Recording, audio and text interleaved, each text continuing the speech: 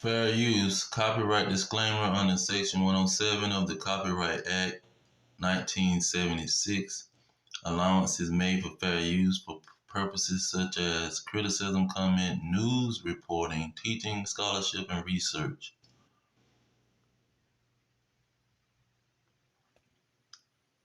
Lest Satan get, lest Satan should get an advantage of us, for we are not ignorant of his devices. We have to bring Christ to the CCP. We need to bring Christ to China. China control y'all. China made this phone and controls this phone and controls the people that you're going to get this video to. The Jewish people are the middlemen. They sold America to China. China control y'all. China made this phone and controls this phone and controls the people that China control y'all. Of course, there actually is a shadowy group using finance to control foreign countries, including America, but it's not the Jews. It's the Chinese Communist Party. The idea that a sinister, shadowy group is controlling foreign countries, particularly America, to undermine China is great propaganda for a regime. Of course, there actually is a shadowy group using finance to control foreign countries, including America, but it's not the Jews. It's the Chinese Communist Party. Now we finna get into how these Edomites, the so-called white men, was ruling over these Moabites and these Ammonites.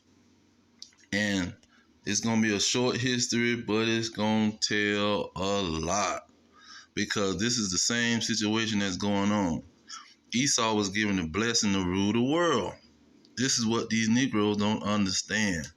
There's no such thing as a Chinese controlling the Jewish people, getting the Jewish people to do anything for them. It'll never happen. It'll never happen, because these Jewish people are white people. Ain't no such thing as a Jewish people. It's a lie. See, these white Edomites is controlling the world. They've been controlling the world. What do you Negroes think colonization was all about? But let's let the history speak for itself. Series of imperial decrees. The letters patent formed the constitutional basis, while the royal instructions dealt with governance. The result was as follows. The head of government was the governor. They were appointed by the British monarch and served as the crown's chief representative. The governor held much power and had authority over British military forces stationed in the area. In addition, they appointed most members of both the legislative and executive councils.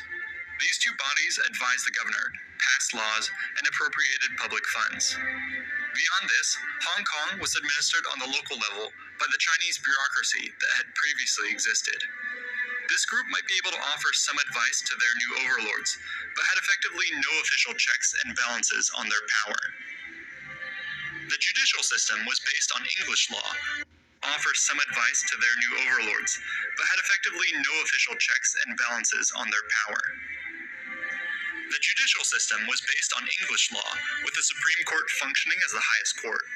However, at first, this only applied to foreigners, while the locals would be subject to Chinese customary law administered by their own magistrates. This colonial administration ruled over a population of 125,000 people, according to the census of 1865. Now you hear that? 1865. See, 1865, when they let the Negroes off the plantation, and they so-called let the Negroes off the plantation because you ain't sent them back to their homeland, so it never happened. See, it's not a Negro free because you ain't got free from these dragons. You are a regular Israelite slave, a Hebrew slave, like you've been for the longest under the so-called white man who was an Edomite. And since 1865, these dragons been ruling over everybody, man. See, once they got that gun and they went to colonizing the world, that's when they was issuing into their blessing. Genesis 27 and 38 through 40. Esau was issued the blessing of the sword. He shall live by the sword, and he shall have dominion, meaning the rulership. This is how these Edomites was given the rulership through the blessing. When you look at the movie Samurai with Tom Cruise, I think, it showed you how the British was over there dictating what's going on with these people because they had the Gatling gun, they had the bombs from the cannons and all this mess, and they was dictating because they had the power. The Chinaman ain't had nothing but a horse and a sword. See, they couldn't compete because Esau had the gun, and they've been over there ruling on these people. Let's get some more. Greatly outnumbered the foreigners, who only numbered around 2,000 and were concentrated around Hong Kong Island and the Kowloon Peninsula. As would happen in many other colonial domains, the small ruling class would extend its rule over the population by recruiting the help of native elites. This upper class group served as the principal communicators and You see, they rule over the other people with the native elites. See, they put in puppet rulers. This is what a simple-headed Negro can't understand.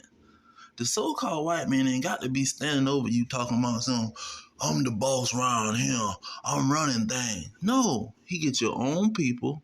He set them up as a ruler over you, and you thinking that your people is in control. Your people is not in control.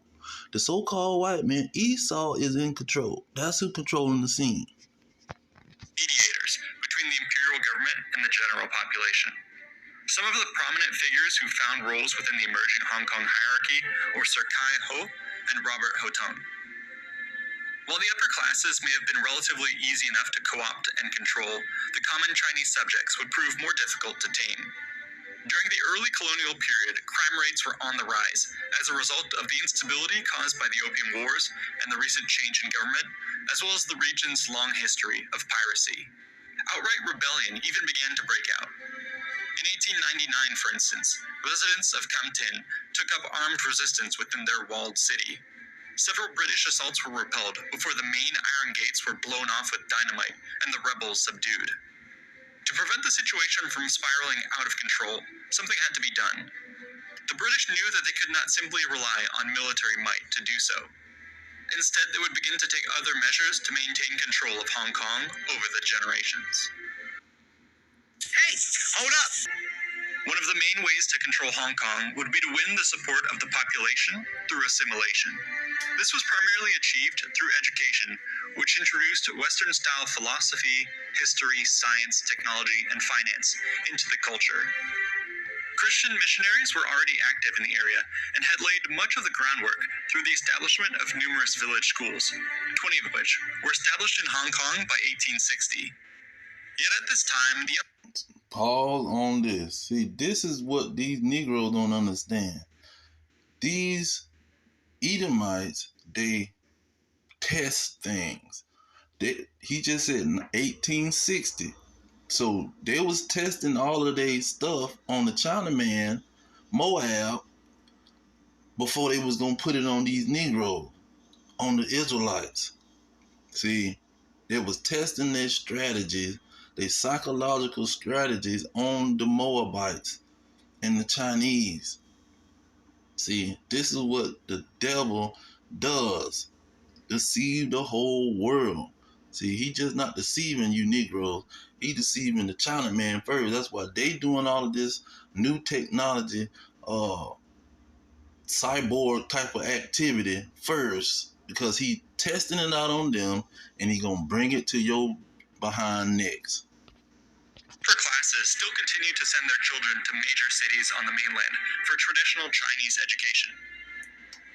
This would slowly begin to change with the introduction of institutions of higher learning in the early 20th century. Founded in 1911, the University of Hong Kong would prove to be one such school that shifted the balance in favor of a Western-style education.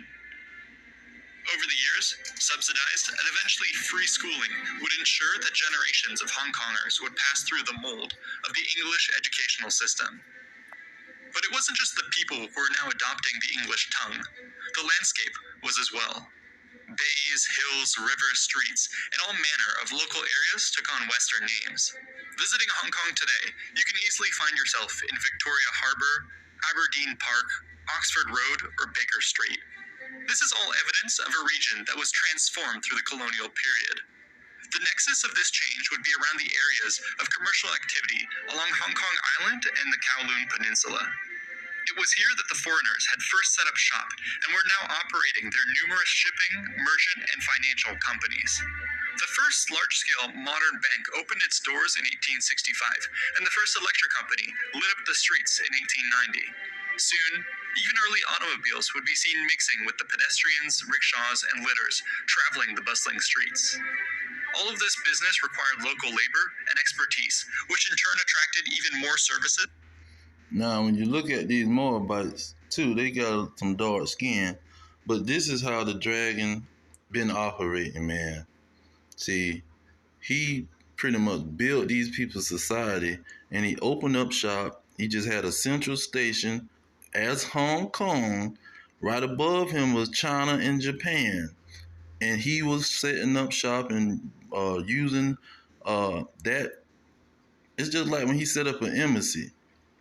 He's using that embassy or that military base to control the area. And he's funneling his money, his drugs, and everything through that situation.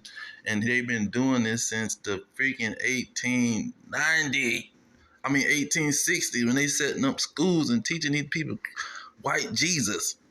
See, Negroes don't know what the heck going on, man. Let me go up to the scriptures, because these people tripping. But just like I read in the first beginning, see, we are not ignorant of Satan's devices. Now, I'm running late. It says 2 Corinthians 4:3. It says, but if our gospel be hid, it is hid to them that are lost, in whom the God of this world, meaning the power, the kingdom, the rulers of this world, have blinded the minds of them that believe not. See, they don't believe that these peoples are the devil, the deceivers, the adversary of God, the rulers as a nation. They don't believe the Edomites is ruling the world. Let's go ahead and get the evidence, man. Genesis 27:40. It's a clear-cut situation. It say, and by thy sword, who is being said talking about? 38. Esau said to his father, had thou but one blessing, my father, bless me, even me also, my father. And he lifted up his voice and wept. He cried to Isaac. Isaac answered him. Verse 40, he say, by your sword you shall live, by your weapons. See, by your cunning mouth, because he uses his mouth as a razor, a sharp weapon. It says, when you and it shall come to pass, when you shall have the dominion, you shall have the rulership. And it wasn't just ruling over Jacob. He was going to rule over the whole world. Let's get that. Daniel chapter 7:23. It say, thus he said, the fourth beast shall be the fourth kingdom upon the earth, which shall be diverse from all kingdoms, and shall devour the whole earth. This is how he devouring the whole earth. He went around, colonized everybody, taught them his education, psychologically deceived they behind. See, and that's how he took over the world. And this is what these people don't understand. They first fussing about some names and don't know the main thing is that Esau is ruling. I don't give a care what Esau calling himself. He can call himself whatever. White man, Caucasian, Jewish, baboon. He can call himself anything. But he is an Edomite coming from Esau. And he was given the rulership by God. And ain't nothing nobody gonna be able to change that. And so, this is what these people don't understand. And the Chinaman, the Moabite, the Arab, the Indian, they had a British Indian colony. The British was ruling everything. And who is the main people up in the British government? They claiming to be Jews too. See, them the main ones that was colonizing everybody. That's why we speaking English now. But I'm gonna leave it there. Um, Let me get Revelation 12, man. 12 and 9. It say, and the great dragon, talking about the nation of Edom, was cast out, the old serpent called the devil and Satan, which deceived the whole world. See, this man ain't just deceiving the blacks, Hispanics, and Native Americans here on the western part of the world. He deceiving everybody on the east too, especially the Chinese, Moabite, Ammonite man.